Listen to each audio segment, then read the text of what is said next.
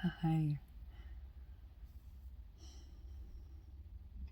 I wanted to talk a little bit about the orphans and how important that is that we see that those places within us that we've neglected, that we've denied, that we've repressed, those facets of our personality, that disidentification with the whole that we are, those places that aren't okay, that we don't want, that we push away. Those initially, we've learned from our primary caregivers often to withhold those facets from ourselves, and we've judged them and determined that they aren't okay because often of the reactions outside of us that demonstrate to us on the inside that it's not okay or safe for us to have those pieces. And so we cleave them or we cut them off, and then we push them down or push them aside, or we ignore them. Or more so, collectively, we create a denial, not only just denial of their existence, but a deep denial that refuses to even acknowledge that we ourselves are holding that. That's them, not me, right? They have that. They do that, but not me. And the more that we create or generate resistance to these places, these facets, ultimately they're just energies. They're in the very pure essence of the operating. They're not a label. They're not, let's say, anger or neglect. These are frequencies that we've learned to identify as something that collectively we can put a label on and say it is that. And then we can all create this agreement that this frequency is this, this nuance within the vastness of all. But giving it back to just being an energy, just being a frequency, and learning how to somatically feel these, not as a label, but as an arising within us, we become more intimate with this.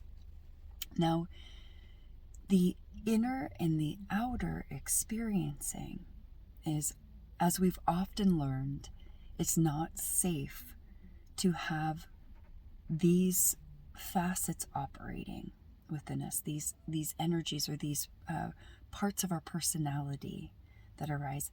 Then we shut them down. And we learn that it's not okay, for whatever reason, to have those. When we shut them down and we repress or deny them, we're using first our own personal will to deny the fullness or the totality of who we are. That itself creates secondary issues. That by denying what is and not loving what is, which is the all of us, the all of the what and who we are, which is of course more than that part that we've repressed, it starts to generate secondary complications, right? It's not any different than how life would demonstrate if we got a splinter under our skin and we left it. We'd start to notice it naturally. It would start to get infected. First, it would start to get, it would be painful to touch. And if we denied looking at it and figuring out the source of the pain, it would start to get infected. And then that infection could get potentially really bad, right? The pain gets worse. And we can continue to deny that that splinter's there. But we see what happens when we choose to let it run its natural course, while saying it's not existing or it's okay. It's okay. I don't need to dig any more. It'll clear itself. It'll do what it naturally needs to do. Now, yes to that. Most often a splinter in time will ultimately find its way out of the skin. But that doesn't mean that while it's naturally finding its way out of the skin, that it hasn't caused secondary issues, which is maybe if it's under my fingernail, or, to the side of my fingernail, I start to not want to use, I touch things with that finger. I'm like, ooh, yeah, no, I don't want to do that. And so in time, that feedback of pain is making me not want to use my hand or my finger as often. And then I start denying full use of my hand, right? And then I start coddling that thing, that pain, and then even anticipating it. This would be something like a secondary issue. That's what happens to us when we start to deny or repress facets of us. We start having secondary issues like neuroses that are formed by saying these things aren't okay. So when we don't look for the source of why we hurt, and we let time use us, and we repress it and we push it away, and we don't dig in and remove the original wound, remove the splinter, but really come to the place of the source of that pain and let it show us what it is that is needing love, healing, holding us. That adoption piece where we re-adopt it, we see that it is separated and it needs love and it needs care, that it has a need, right? And that one who has a need is actually us, right? We're the one with the need there. Now, in denying it and repressing it, we in the pain, we make it about somebody else. We say the other person has that. That is the denial, right? The other person has it, but not me. And the more that we create these splits in our psyche, these splits in our energy, and we can't see it everywhere, including in ourselves, that would actually bring us closer to our own humanity and compassion for ourselves as the one who also has it, which means compassion for the other who also has it, and bring us more in unity together. We create divisions. We polarize each other by you and me. And so the more of these splits that we have in ourselves, the harder it is to find compassion or to find ourselves in another, which means that we separate our inner experiencing from the outer experiencing. And the more disharmony happens because we can't see the arising that happens within us as also being able to be seen and witnessed outside of us. So the more that we're able to see that something in us has a pain, and to be able to investigate that, or even just to witness that without investigating. But we can investigate something without the mind. That's what somatic therapies do. And when we start to understand the connection between the spirit, our psyche, and our body in this psycho-spiritual work that's extremely important to the wholeness and our well-being, that this harmony resides in knowing ourselves in all planes of existence, in all time as whole and one, which is why each one of these fragments that we have that have been generated, now maybe it's been passed down and we have parents that have resonated with wounds, and then they aren't able to do that work inside of themselves to free themselves. And so now the children are a byproduct of those places of not seeing or blindness. And so they become the carriers of the parents' pain and suffering. And then they become the ones that are asked to transcend. And maybe they can't transcend. And so they pass that down to their children, by denying those same things, or, withholding, or maybe there's a facet within the facet that they can transcend, but they can't do the whole, get into the core, the crux of that. At the end of the day, why it's important is to alleviate our own suffering and the suffering for the world. And if that matters, right?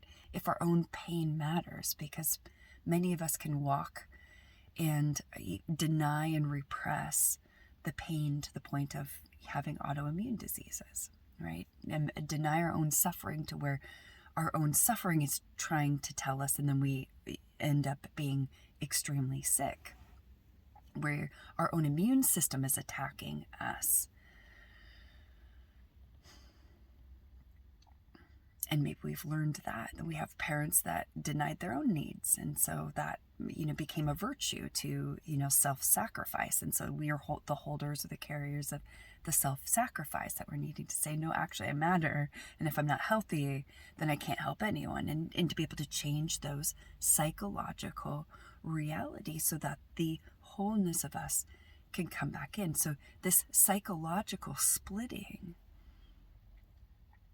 is important, but more so from a spiritual perspective, recognizing that first and foremost we are whole, and that there are things in the way that we've created, that we've denied, suppressed, rejected, neglected, abandoned, right? And that all of us on some level are carriers of something to love whole. And when we start to see that we can do that, the importance of this work, we stop neglecting what's arising within us. We also stop denying what's coming at us outside of us as, oh, that has nothing to do with me. And we actually start compassionately investigating. Like, how is this related to what's going on with me? How can I show up in love in this way here, in this? What is it that I can hold here and I can hold compassion for and really relate with that's arising in the outer world, outside, in somebody else and in something, and really get and hold that compassionately within myself? What is the relatability as you and me together here, right? So the more that we engage in our togetherness, and what we can see together and hold together, even if somebody else can't do that, we become the transcenders. We become the new code or the new frequency in each and every moment that we're able to show up in that way. And the more that we're able to do that inside of ourselves, to psychospiritually hold all of the facets within us in loving awareness as whole,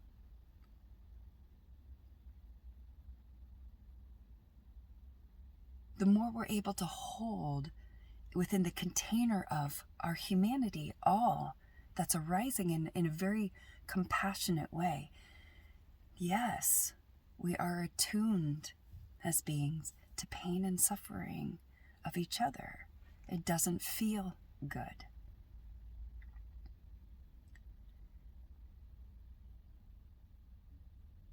And yet what really feels good is when we can find compassion and that frequency that can hold all the separation in another holding together, is a sort of love that does feel a bigger greatness, togetherness, than that of the you and me and the divide and the against. And as we heal that inner conflict inside of ourselves and the stories and the programs that we've learned and the not okayness that we continue to show up with in our lives, whether we're in a relationship or not in a relationship, and our workplace shows up and shows us where our pain's at, our friends show up and show us where our pain's at. Life will show us, because life loves us.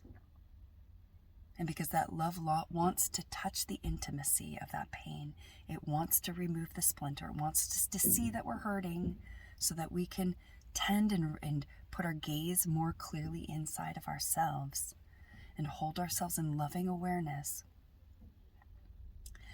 Losing the story that it's not okay to feel these feelings or to have these things, and to learn to adopt again these facets that were never broken, that were perfectly and are perfectly whole within us.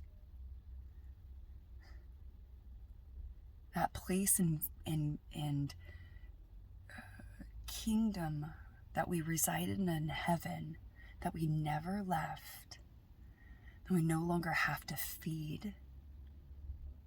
Because as we let those stories go, because there is a story that's greater and holds more of us in it, that allows more of us to be there and to exist, that is a choice. That is our will choosing from the freedom that we're given to align in truth. Just as much as we can align in distruth through denial, deep denial of existence, to deny our own existence, to deny anything, to stay in a self-loop of self-sabotage where anything and suffering, which is a self-created loop that is not creative. It can't think outside of the box that it's in. Hence, it's a prison. When we can move into these creative spaces that allow us glimpses of what's possible outside of the story that we have and that we've created, there's hope. Hope is restored, returned. We can breathe. And we start to see that by doing sometimes really hard work of surrendering with pride of the story, of the past, of time that's really locked in our minds, and in the psyche that's taking our energy from us, taking heaven from us. We can let go.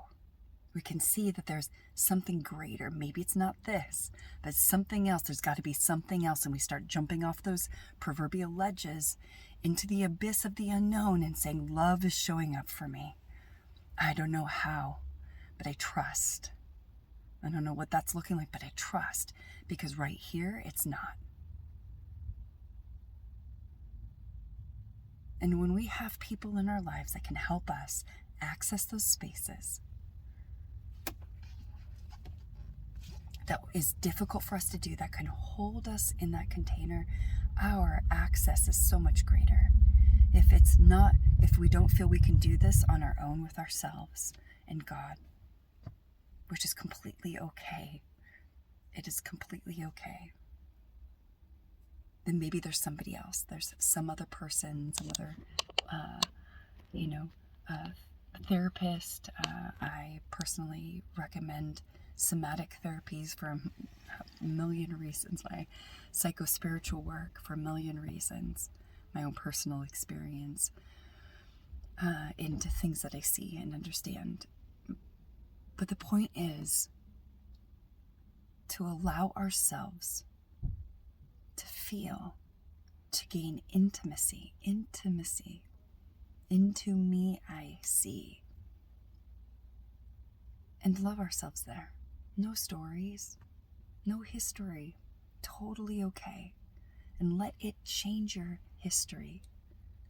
Let forgiveness resolve the past versions of you. Allowing yourself to really be here now as you are fully. And love yourself. Feel the love for yourself. Feel how love is loving you. All of you. Just like this. Just like this. You really are worth it. All of you. Thank you for being with me.